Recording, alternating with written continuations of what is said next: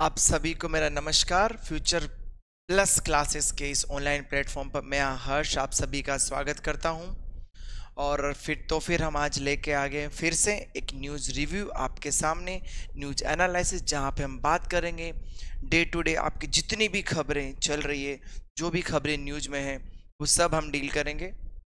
मेरे वीडियोस को इतना सारा प्यार देने के लिए धन्यवाद। मैं आगे भी आपसे उम्मीद करता हूं कि आप इसी तरह फ्यूचर प्लस एकेडमी के साथ बने रहेंगे। हम भी आपसे वादा करते हैं कि जब तक आप सफल नहीं हो जाते, आप अपने मुकाम को पा नहीं लेते, जो भी आपका सपना है, आपका सपना किसी भी जॉब में पाने का, कोई भी जॉब पाने का है, हम आपके साथ बने रहेंगे। याद रखिएगा, फ्यूचर प्लस क्लासेस और आपका साथ बिल्कुल आपकी सफलता तक है। चलिए फिर शुरुआत करते हैं। हियर तो I am recording this video on 2 Feb। समय हुआ है 2:03 और मैं वीडियो अभी रिकॉर्ड करने जा रहा हूँ। चलिए शुरू करते हैं। So here your daily dose 2 Feb, inciting daily insight, unveiling the current affairs and general awareness. मैंने एक और चीज़ सोची है कि इसके बाद मैं आपको जितनी भी चीज़ें बताऊंगा, वैसे आपको नोट्स देता हूँ, जितनी भी चीज़ें बताऊंगा मैं कोशिश करूंगा कि आपको कहानी के जैसे सुना सकूं, जिससे कि आपको ज़्यादा याद रहे।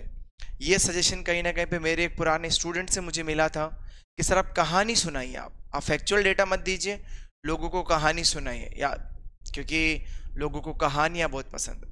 कहानियाँ जैसे बचपन में जो कहानियाँ सुनता था मैं आज तक याद है। तो बिल्कुल अब हम कहानियों जैसे ही सारी बातें करेंगे। चलिए बढ़ते हैं। तो फर्स्ट स्टार्ट करते हैं एक मोटिवेशनल कोट के साथ में। हालांकि मैंने देखा है कि जनरल जो कोचिंग इंस्टीट्यूट वाले लोग हैं वो अपनी कोट्स देते हैं, बिल्कुल महान बनो, सफल बनो, सफलता कदम चूमेगी, ये सब दुनियादारी। पर मेरे कोट्स हो सकता है आपको लगे कि अरे सर कैसे कैसे कोट दे, पूरे फिल्म ही हो रहे हैं, बट नहीं। मेरी कोट में कहीं ना कहीं मुझे लगता है कि अब वो चीज़ें पुरानी हो चुकी है, जहाँ पे अब सफलता ही बिल्कुल, मेहनत सफलता की कुंजी है, मेहनत करो सफलता जरूर मिलेगी, और पत्थर की लकीर है मेहनत, दुनियादारी जो भी है। बट आई थिंक आपको यहाँ से सीखना चाहिए। द लाइन इज कि देख भाई, पावर से बल्ब भी जलता है जो लोगों की जिंदगी में रोशनी कर देता है, और पावर से करंट भी लगता है जो लोगों की जान ले लेता है। So you have to decide the power use कैसे करना है। The moral of the line is कि you have a negative things, you have a positive things. आपके पास में सकारात्मक क्षमताएं हैं, नकारात्मक क्षमताएं हैं, आपके पास पावर है, आपके पास असीम क्षमताएं हैं। बट अब ये आप पे डिपेंड करता है कि उन क्षमताओं को यूज कहाँ करना है। डिस्ट्रक्टिव पावर आपको इस्तेमाल करनी है, मतलब विध्वंस करना है, विनाश करना है, या एक सर्जन की ओर, एक निर्माण की ओर चला के जाना है। इसका मतलब यही है। मैं आपसे उम्मीद करूंगा कि आप जितनी भी क्षमताएं हैं तो सृजन की ओर लेके चले, विनाश या विध्वंस की ओर नहीं। ठीक है, तो चलिए फिर शुरू करते हैं। First question on your screen. UGC ने कुछ गाइडलाइन इशू करी है इक्विटेबल अपॉर्चुनिटीज के बारे में। देखिए यूजीसी क्या है। यूजीसी आपका university grant commission. Okay, first thing first, UGC grant commission का हेडक्वार्टर आपका न्यू दिल्ली में है। इसको हम लोग यूनिवर्सिटी ये विश्वविद्यालय अनुदान आयोग भी बोलते हैं। देखिए मुझे याद आ गया, इसे विश्वविद्यालय अनुदान आयोग भी बोलते हैं। हेडक्वार्टर्स का न्यू दिल्ली में है, इसका रीजनल हेडक्वार्टर पूरे भारत में है। इसका जो मेन एम है, जो इसका लक्ष्य है, वो ये है शिक्षा को बढ़ावा, यूनिवर्सिटी एजुकेशन को बढ़ावा देना, रिसर्च, यूनिवर्सिटी रिसर्च को बढ़ावा देना, यूनिवर्सिटीज की कंडीशंस को, जो वहाँ की टीचिंग कंडीशंस है, जो भी कंडीशंस को एनालाइज करना, यूनिवर्सिटीज को रिकमेंड करना। इसके अंदर जो एक शाखा, एक ब्रांच है नैक, वो कॉलेजेस को ग्रेडिंग देती है, जैसे कि A+, B+, AB+, B++, ऐसी ग्रेडिंग देती है उनकी क्षमताओं के आधार पर। ये यूनिवर्सिटीज पर लगाम लगाती है ताकि वो ज़्यादा फीस ना चार्ज कर सकें। ठीक है, यूनिवर्सिटीज को अफिलिएशन देना, नए कोर्स को शुरू करना, ये सब यूनिवर्सिटी ग्रांट कमीशन का काम होता है। तो यूनिवर्सिटी ग्रांट कमीशन ने रिसेंटली कुछ इक्विटेबल गाइडलाइंस जारी करी है। दिस इज द न्यूज, आप इसे रीड कर सकते हैं। चलिए मैं आपको पढ़ाता हूँ यूनिवर्सिटी ग्रांट कमीशन। आपको बताता हूँ, यह है विश्वविद्यालय अनुदान आयोग, जहाँ से पैसा मिलता है। मतलब विश्वविद्यालय मतलब ये यूनिवर्सिटीज को पैसा देता है। याद रखिएगा ये पहली बार 28 दिसंबर 1953 को एक्सटेंशन में आया। वैधानिक बॉडी है, स्टेचुरी बॉडी है, ये आपको ध्यान रखना है, ठीक है। और ये यूनिवर्सिटी एजुकेशन और टीचिंग स्टूडेंट को इम्प्रूव करने, एग्जाम और रिसर्च के लिए हेल्प करती है और उनमें ध्यान देती है, वो उसका फील्ड है, ये आपको मैं बता चुका हूँ, ठीक है।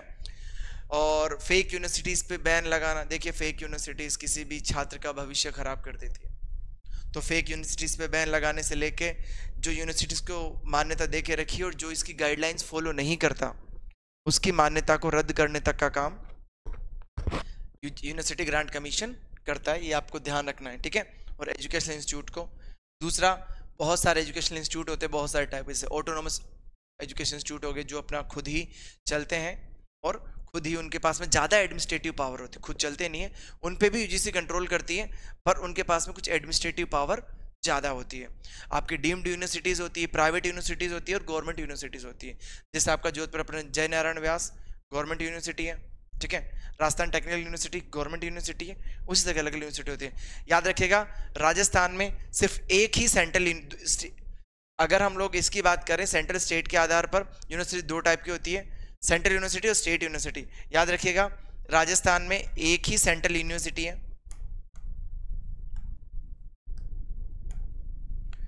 जो कि आपकी अजमेर में है, ये आपको ध्यान रखना है।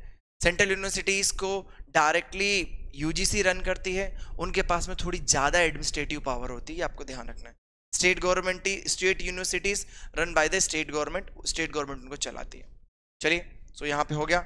नेक्स्ट हम बात करते हैं यूजीसी के हेडक्वार्टर आपका न्यू दिल्ली में है, 6 रीजनल हेडक्वार्टर है, Bangalore, Bhopal, Guwahati, Hyderabad, Kolkata, Pune. Factual data please याद रखिएगा। Come to the next question on your screen. UGC के फंक्शन हम ऑलरेडी डिस्कस कर चुके हैं, जैसे कि आपका ये रिमोटिंग द यूनिवर्सिटीज, ठीक है, और कोऑर्डिनेशन विद यूनिवर्सिटी एजुकेशन को कंट्रोल करना, ठीक है। डिटरमाइन और maintaining the standard of teaching के स्टैंडर्ड्स को मेंटेन करना, ओके। एग्जामिनेशन, रिसर्च करवाना, फ्रेमिंग, नए रूल्स बनाना और एटलीस्ट मिनिमम स्टैंडर्ड हम यूनिवर्सिटीज फॉलो कर सकें, ऐसी गाइडलाइंस बनाना, ठीक है। Development, monitor the development of in education में जो नए डेवलपमेंट हो रहे हैं उनको मॉनिटर करना, ठीक है। और ये लिंक है यूनियन गवर्नमेंट, स्टेट गवर्नमेंट और इंस्टीट्यूट के बीच में। देखिए गवर्नमेंट ऑफ इंडिया और स्टेट गवर्नमेंट अगर कोई भी लिंक इशू, कोई भी हम बात करें गवर्नमेंट ऑफ इंडिया अगर कोई भी नोटिफिकेशन इशू करती है तो वो यूनिवर्सिटी ग्रांट कमीशन के थ्रू ही इम्प्लीमेंट किया जाता है, अगर वो एजुकेशन के क्षेत्र में है तो ये आपको ध्यान रखना है, ओके। बाकी ये लिंक के बारे में बात कर चुके हैं। कम टू द नेक्स्ट, अब एक थोड़ा सा आया है 2018 HRD ministry, human resources department,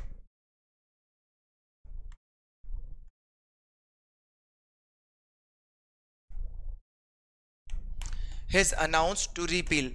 इन्होंने डिसाइड किया कि जो यूजीसी एक्ट है 1956 को रिपील कर दिया जाएगा, हालांकि अभी तक इसमें कोई अपडेट नहीं है, इसको हटा दिया जाएगा और उसकी जगह पर एजुकेशन कमीशन ऑफ इंडिया बनाया जाएगा। एजुकेशन कमीशन ऑफ इंडिया बना, जिस तरीके की पहले आपका मेडिकल काउंसिल ऑफ इंडिया था, अभी उसे मेडिकल कमीशन बना दिया गया है। देखिए काउंसिल कमीशन डिफरेंस है, जब कमीशन बनता है तो इसमें गवर्नमेंट का इंटरफेयर थोड़ा ज़्यादा होता है, गवर्नमेंट का कंट्रोल थोड़ा उस पर ज़्यादा रहता है, ठीक है। तो काउंसिल और कमिटीज़ में ये काउंसिल और कमीशन में थोड़ा सा डिफरेंस है। Commission has a more administrative power, you can say commission के पास में ज़्यादा एडमिनिस्ट्रेटिव पावर होती है। Come to the next question on your screen. Now the second Biden government has continued to discuss the drone deal with embassy. Now what is drone, हम आपको यहाँ पे समझना है ड्रोन क्या है। देखिए जैसे हमारे एरोप्लेन्स उड़ते हैं उनके अंदर एक पायलट होता है, 2 पायलट होते हैं, ठीक है, उसी तरीके से ड्रोन को हम लोग अनमैन्ड व्हीकल बोलते हैं। ड्रोन को उड़ाने के लिए किसी पायलट को अंदर बैठने की जरूरत नहीं है, ड्रोन को किसी धरती पे लगे किसी भी स्टेशन से उसे कंट्रोल या कंट्रोल टावर से या कंट्रोल सेंटर से कंट्रोल कर सकते हैं, ठीक है। या फिर वो आजकल आर्टिफिशियल इंटेलिजेंस आ गया है तो वहां से अपने आप वो कंट्रोल हो जाता है। इस तरह अलग बहुत सारी चीजें हैं। ड्रोन को हम अनमैन्ड व्हीकल बोलते हैं। ये भी आपका मिनिस्ट्री ऑफ डीजीसी है, जो आपका एविएशन मंत्रालय है, वही से कंट्रोल करता है, ये आपको ध्यान रखना है। चलिए इसके बारे में थोड़ा आज हम ड्रोन के बारे में डिस्कस करेंगे। तो here this is a drone, ठीक है। ड्रोन की हम बात करें, ड्रोन हम एक लेमन टर्मिनोलॉजी में कहते हैं, अदरवाइज से हम लोग अनमैन्ड व्हीकल कहेंगे। ठीक है, अमानवीय व्हीकल जिसमें कि मानव को बैठने की जरूरत नहीं पड़ती है। अनमैन्ड एयरक्राफ्ट भी इसे कहते हैं, जो कि रिमोटली कंट्रोल हो सकता है, या फिर ऑटोनोमस एयरक्राफ्ट भी होते हैं। आप एक बार कमांड दे दो, वो सारे कमांड फॉलो करेंगे, ये आपको ध्यान रखना है। ठीक है, रिमोटली पायलट हम हो सकते हैं। इनको तीन भागों में इनको तीन कैटेगरीज में डिवाइड कर सकते हैं। नैनो जो कि 250 ग्राम से कम के हैं। ठीक है, माइक्रो जो कि 250 ग्राम से 2 किलो के हैं। स्मॉल जो 2 से 25 किलो। मीडियम आपका 25 से 150 और लार्जर जो 150 किलो से ज़्यादा के ड्रोन होते हैं। रिसेंटली अगर आपने देखा होगा तो जो अपना पाक बॉर्डर है वहाँ से जम्मू एंड कश्मीर में एक बहुत बड़ा ड्रोन उन्होंने भेजा, जिसमें बहुत सारे एक्सप्लोसिव थे, जो कि BSF ने इंडियन आर्मी ने मार गिराया उसको। ये आपको ध्यान रखना है। नाउ ड्रोन के बारे में कुछ चीज़ आपको पता होनी चाहिए, जैसे कि ड्रोन की यूज़ क्या क्या है। हम डिफेंस के लिए हम सर्वेलेंस में यूज़ कर सकते हैं। ठीक है, और अगर हम लोग एग्रीकल्चर की बात करें तो जो अपना एग्रीकल्चर मैपिंग है, लैंड मैपिंग हो गया, उसमें यूज़ कर सकते हैं। मेडिसिन्स में यूज़ कर सकते हैं। ठीक है, डिलीवरीज में, पार्सल डिलीवरीज में यूज़ हो सकता है, जैसे कि अपना सर्वेलेंस, कॉम्बाट काउंटर, लड़ाई में, ठीक है, कॉम्बाट बम गिराने में कहीं पे काम में ले सकते हैं। होम अफेयर्स बात करते हो, VIP सिक्योरिटीज़ में आपने देखा आजकल तो शादियों में भी ड्रोन चलते हैं। खैर वो फोटोग्राफी के लिए होता है, बट VIP सिक्योरिटीज़ में ड्रोन ऊपर बिल्कुल पूरी निगरानी करने के लिए रख सकते हैं। काउंटर रेड ऑपरेशंस में ऑपरेशन यूज सकते हैं। डिलीवरी ऑफ मेडिसिन, टेम्पल और इन सब में हो सकता है। एग्रीकल्चर में आपका crop soil monitoring, anti locus, spray करने में भी आप ड्रोन का यूज़ कर सकते हैं। ठीक है, पंचायती राज में आपका लैंड रिकॉर्ड मैपिंग के लिए ड्रोन का उपयोग किया जा रहा है। इसके अलावा इन्वायरमेंट में फॉरेस्ट मैपिंग, फॉरेस्ट में जानवरों के कोई शिकार ना करे, पोचिंग के लिए, इन सब के लिए, पोचिंग से बचाने के लिए, पोचिंग मतलब शिकार करना से बचाने के लिए हम लोग इन्वायरमेंट से यूज़ कर सकते हैं। पावर के लिए, रियल टाइम पावर के लिए और ट्रांसमिशन के लिए चेक करने के लिए इसका यूज़ किया जा सकता है। Plus road transport, this is the long way to go, road transport is also part of it. ये इसमें भी यूज़ होना शुरू हो जाता है, ये आपको ध्यान रखना। These are the use of the unmanned vehicle. Now come to next, this is the very, ये काफ़ी ज्वलंत मुद्दा है, आपने सब ने सुना होगा। आई डोंट थिंक कि मेरे जितने भी दर्शक मुझे अभी देख रहे हैं किसी ने इसको नहीं सुना होगा। The very famous Gyanvapi Varanasi case. Okay, जहाँ पे दो पक्षकार है, एक हिंदू पक्षकार है और मुस्लिम पक्षकार है। हिंदू पक्षकार का दावा यह है कि जहाँ पे मस्जिद बनी है, यहाँ पर कभी मंदिर हुआ करता था जो औरंगजेब ने पर्टिकुलर इन 16th सेंचुरी तोड़ दिया था, हम डिस्कस करेंगे, और यहाँ पे वो एग्जैक्टली वो है। और हिंदू पक्ष ने उसकी 1991 से, याद रखिएगा, फ्रॉम 1991 आपका जो केस है कोर्ट में है। ठीक है, और दे हैव नीडेड, हिंदू पक्ष का कहना है कि हमें परमिशन चाहिए कि हमें यहाँ पे पूजा करने की अनुमति दी जाए। उसके बाद में बहुत सारे पक्ष आए जहाँ पे बहुत सारी बातें, मुस्लिम पक्ष ने भी अपना पक्ष रखा, बताया कि एग्जैक्टली अगर आप ऐसा कर रहे हैं तो जो आपका 1991 जो एक्ट है, प्लेस ऑफ वर्शिप एक्ट, ठीक है, उसका आप उल्लंघन कर रहे हैं, जिसमें हम डिस्कस किया था। प्लेस ऑफ वर्शिप एक्ट में जो था कि 1947 के दिन, 15 अगस्त के दिन, जो प्लेस जिस रिलीजियस नेचर का था वो वैसा ही रहेगा, उसको पार्शियली फुली चेंज नहीं किया जा सकता। फॉर द एग्जाम्पल, इसका अगर कहीं हिंदू मंदिर था तो मंदिर ही रहेगा, उसे मस्जिद में कन्वर्ट नहीं किया जा सकता, ये उस एक्ट में था। तो मुस्लिम पक्षकार का कहना ये है, देखिए मैं आपको कहानी बता रहा हूँ, मुस्लिम पक्षकार का कहना ये है कि ये कहीं ना कहीं पे 1991 का उल्लंघन है।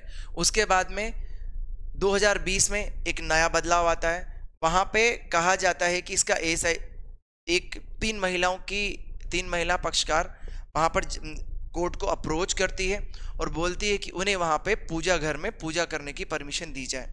उसके बाद में केस आपका हाई कोर्ट में जाता है। मुस्लिम पक्ष हालांकि सर्वोच्च न्यायालय में भी ट्राई करता है, बट सर्वोच्च न्यायालय कहना यह है कि यह मुद्दा हाई कोर्ट में है तो हाई कोर्ट ही से डील करें। उसके बाद में डिसाइड होता है कि ASI का परीक्षण किया जाएगा। पुरातत्व विभाग अपना सर्वे करके अपनी रिपोर्ट दे।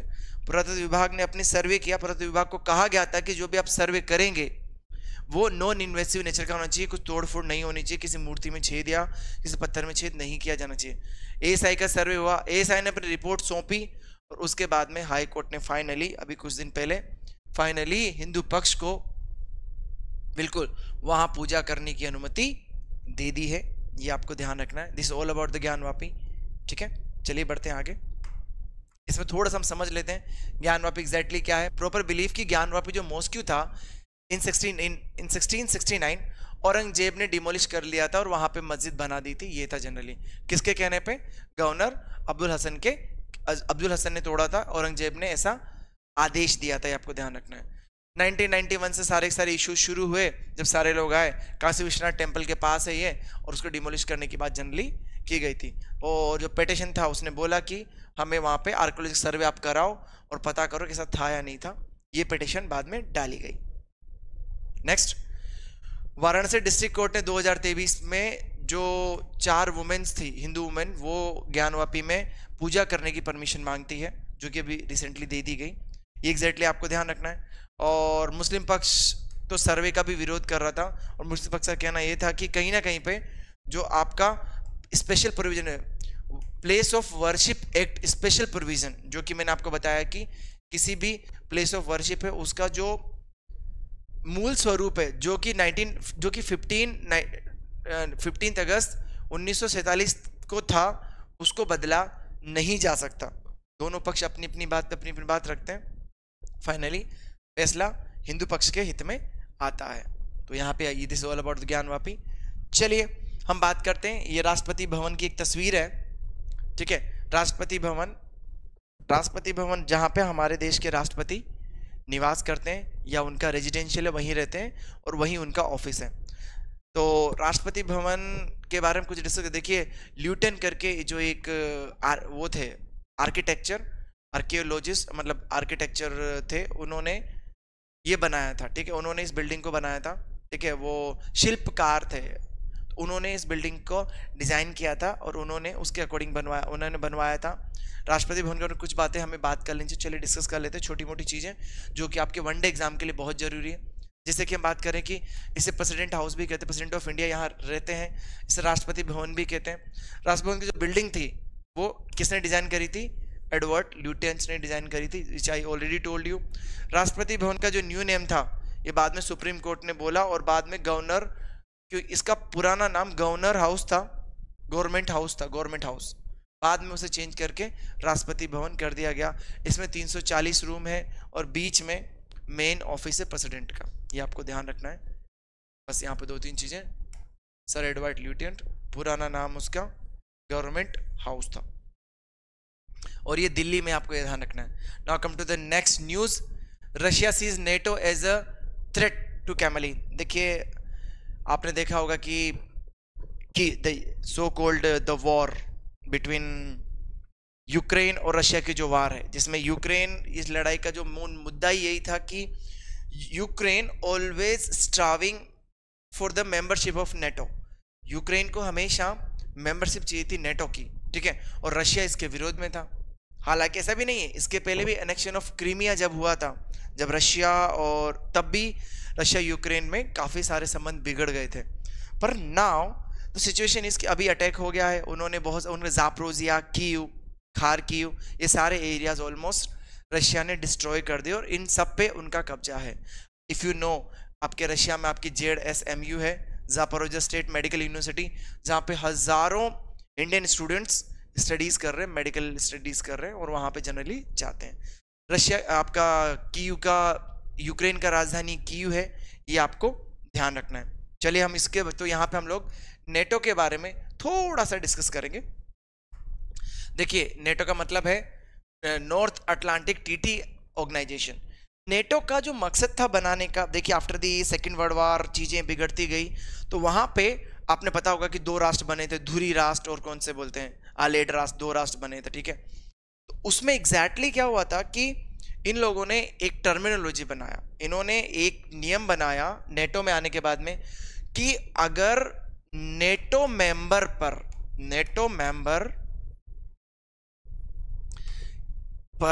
मेंबर की किसी भी एक कंट्री पर अगर कोई भी नॉन नेटो मेंबर अटैक करता है, तो उसको सारी नेटो कंट्रीज पर अटैक माना जाएगा।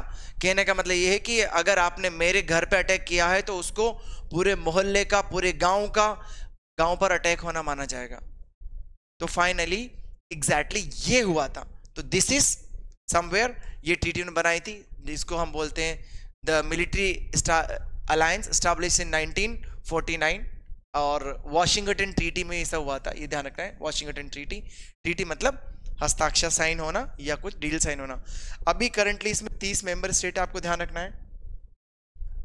Okay, so these are the states जो आपकी आप देख रहे हैं, जो आपके नीले कलर में है, ये सारे के सारे आपके नेटो कंट्रीज, आपको ध्यान रखना है। India is a not an part of NATO, please remember.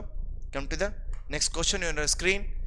NIA के बारे में एक छोटा सा डिस्कशन आया है। What is NIA? देखिए, एनआईए कहीं ना कहीं पे सीबीआई से डिफरेंट है। NIA has few different powers like searching power. NIA को स्टेट और सेंट्रल का परमिशन नहीं चाहिए कहीं भी सर्च करने के लिए। NIA counter terrorism operations, fake note currency, fake notes के पीछे, ठीक है, इसके अलावा न्यूक्लियर इंस्टॉलेशन, न्यूक्लियर अटैक, इन सब के लिए, और टेररिस्ट अटैक, इन सब में डील करती है। एनआईए 2008 जब मुंबई बम ब्लास्ट हुआ और ताज पे अटैक हुआ, उसके बाद में एनआईए अपनी पावर में आई, और उसके बाद 2009 में एनआईए बनाई गई। एग्जैक्टली क्या चीजें होती है हम समझते हैं। एनआईए को हम नेशनल इन्वेस्टिगेशन एजेंसीज बोलेंगे। Central counter terrorism, counter law enforcement agency है सेंट्रल का, याद रखना, ठीक है। ये काउंटर टेररिज्म का काम करती है। मतलब काउंटर टेररिज्म मतलब टेररिज्म से लड़ने का काम करती है, टेररिज्म को रोकने का काम करती है। इसमें जो इसके चीजें इंक्लूड है वो है सोवर्निटी, संपूर्णता मेंटेन करना, सुरक्षा, सिक्योरिटी, इंटेग्रिटी मेंटेन करना, ये सब इसमें इंक्लूडेड है। और इसके कुछ कुछ और काम है, जैसे कि ऐसी चीजें जो कि हमारे रिलेशंस हम दूसरे देशों से बिगाड़ सकती है, उनको कंट्रोल करना, एटॉमिक फैसिलिटीज को के अगेंस्ट कुछ करते तो उसको कंट्रोल करना या ध्यान देना, smuggling of arm, drug, fake Indian currencies, इन सब के लिए डील करती है। और याद रखिएगा, इसमें जो जितने भी जो लॉज हैं वो इम्प्लीमेंट होते हैं, इंटरनेशनल ट्रीटीज, एग्रीमेंट, इन सब पे अगर कोई इन सब से रिलेटेड कोई भी केस है तो उसको डील करती है। Come to the next. मैं आपको बता चुका हूँ, बनी थी कॉन्स्टिट्यूट 2008 में हुई थी, किसके बाद में? आपके मुंबई ताज अटैक के बाद में हुआ था जनरली, ठीक है। और इसका हेडक्वार्टर आपका न्यू दिल्ली में है, आपको ध्यान रखना है। 26/11 जो अटैक हुआ था मुंबई में, उसके बाद में इसको स्टैब्लिश किया गया था, जो कि नवंबर 2008 में हुआ था। ताज होटल मुंबई में है, आपको ध्यान रखना है। मुंबई महाराष्ट्र में है, ये आपको ध्यान रखना है। Okay, so here this all about now. अगर आपने सबने सुना होगा फास्ट टैग के बारे में, मुझे नहीं लगता कि आप में से कोई भी पर्सन होगा जिसने कभी जिंदगी में किसी टोल से क्रॉस नहीं किया होगा, टोल से नहीं निकले होंगे। तो आपको, जैसे कि जो आपकी नाई है, national highway authority of India, नाई बोलते हैं इसे, ये क्या करती है कि आप गाड़ियों से टोल कलेक्ट करती है, और उस टोल के पैसे से रोड में और इस रोड बनाने में जनरली काम करती है। टोल गाड़ी के वेट के आधार पर, गाड़ी में कितने पहिए हैं उसके आधार पर टोल लिया जाता है। ऑन एन एवरेज जो 2 व्हीलर व्हीकल से जनरली फ्री रहते हैं, कुछ ही टोल ऐसे इंडिया में जहाँ पे 2 व्हीलर व्हीकल को भी पैसा देना पड़ता है। तो पहले क्या था कि लोग जो ये टोल वाले लोग हैं, ये मनमाना टोल वसूल कर रहे हैं, रेसीट नहीं दे रहे हैं, या वो टोल है वो गवर्नमेंट के खाते में नहीं जा रहा है, या फिर टोल है इलीगल टोल प्लाजास बना के रखे हैं, या फिर लोगों को लंबी वेटिंग करनी पड़ती है, खुले पैसे नहीं मिल रहे हैं, चॉकलेट चिपका दे रहे हैं। तो उस चॉकलेट से बचने के लिए और इन सब इश्यू से बचने के लिए नाई फास्टैग लेके आई है। फास्टैग RFID है, रेडियो फ्रिक्वेंसी आइडेंटिफिकेशन डिवाइस, याद रखिएगा। ये क्वेश्चन हो सकता है कि इसमें क्या यूज होता है, ब्लूटूथ यूज होता है, वायर इंफ्रारेड यूज होता है? नहीं, इसमें आपका RFID यूज होता है, ठीक है, रेडियो फ्रिक्वेंसी आइडेंटिफिकेशन डिवाइस। इसके बारे में डिटेल में पढ़ेंगे। फास्टैग इज अ रीलोडेबल डिवाइस, इसको आपको बैंक अकाउंट से लिंक कर सकते हैं, किसी वैलेट से लिंक कर सकते हो, और उसमें आप अपने पैसे डाल सकते हो, और वहां से आपका रोड का पेमेंट होता रहेगा, ठीक है, टोल का पेमेंट होता रहेगा, आपको कहीं रुकने की जरूरत नहीं है। चलिए हम बात कर लेते हैं। Reloadable tag allow automatic deduction of having और नो स्टॉप, रुकने की जरूरत। इसका एडवांटेज ये मिला कि आपके पर्यावरण को फायदा मिला। जब गाड़ी रुकती थी, स्टार्ट रहती थी, बहुत सारा कहीं ना कहीं पे आपका ये डीजल जलता था, फ्यूल जलता था, पोल्यूशन होता था, तो उन सब की भी बचत हुई है, टाइम की भी बचत हुई है। यहाँ पे RFID हो गया, this is radio frequency identification, इसको बोलते हैं, RFID के बेस पे काम करता है, ठीक है। और इसको हर व्हीकल की विंडशील्ड पर, विंडशील्ड मतलब सामने वाले फ्रंट ग्लास पर, कांच पर फिक्स किया जाता है, आपको ध्यान रखना है। अप्रैल 2016 से रूल आउट करना शुरू हुआ और 2017 के बाद इसे मैंडेटरी कर दिया गया, न्यू कार्स पे तो परमानेंटली लगाना ही है। नेक्स्ट, किसने ये अपनी इंडियन हाईवे मैनेजमेंट कंपनी है, उसके साथ में आपका national highway authority of India, as I told you, और national payment corporation of India, इन ये तीनों मिलके इसे इंप्लीमेंट करें। देखिए national payment corporation of India आपके जो बैंक से लिंकेज है, बैंक लिंकेज और वैलेट लिंकेज, इनको मेंटेन करती है। ढाई आपके रूल्स और टोल प्लाजा के साथ में लिंकेज को डील करेगी, और जो हाईवे मैनेजमेंट है ये बाकी रेट फिक्स करना और इन सबको एक साथ डील करने का प्रयास करती है, ये इसका न्हाई का फंक्शन है। हियर बेनिफिट्स क्या है, मैंने आपको बता दिया, ease of the treatment, cash carry करने की जरूरत नहीं है, टाइम बचेगा, ट्रांजैक्शन फीस बचेगी, नॉन स्टॉप मूवमेंट, आपको रुकने की जरूरत नहीं, अपने आप पैसा कटेगा, आप आगे बढ़ सकते हैं। इन्वायरमेंट को benefit, I told you, social benefit है कि जो पेमेंट है बड़ा चढ़ा के नहीं ले सकते ये टोल वाले, एग्जैक्टली ये रखना, एनालिटिक वगैरह मैनेजमेंट रह गया, ठीक है।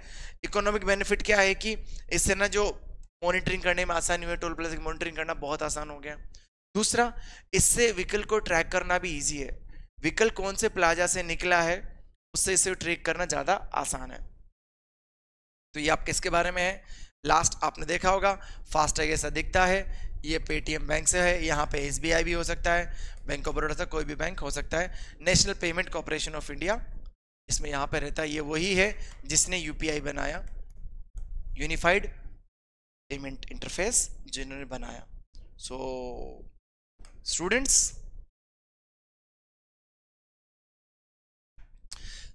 This is all about today. इतनी खास न्यूज़ आज नहीं थी, पर फिर मैंने सारी कवर करी है। आपको अगर कोई भी डाउट है तो आप मुझसे पूछ सकते हैं। और स्टूडेंट बस आप मेहनत करिए, खुश रहिए, जो भी आपको परेशानियां बताए हम पूरा प्रयास करेंगे उस परेशानी को सॉल्व करने की। तो आप खुश रहें, मस्त रहें, ठीक है। और इसके साथ मैं आपसे विदा लेता हूं, समय हो गया है 2:29। आप सभी को शुभ रात्रि, गुड नाइट। सुबह जब उठें तो ये वीडियो आपको लाइव मिलेगा, और बस इसे ज़रूर देखें, एंड तक ज़रूर देखें। इस चैनल को शेयर करें, इस चैनल को सब्सक्राइब करें, इस वीडियो को शेयर करें, इस वीडियो को लाइक करें, और फ्यूचर प्लस क्लासेस के साथ बने रहें। थैंक यू डॉक्टर यशवंत अथक sir for your valuable support. आप दोनों मेरे लिए मेरे आइडल्स हैं, मेरे आदर्श हैं। Thank you so much. मैं हमेशा अपना कोशिश करूंगा कि हमेशा बेहतर से बेहतर अपना दे सकूं। इसी के साथ में शुभ रात्रि।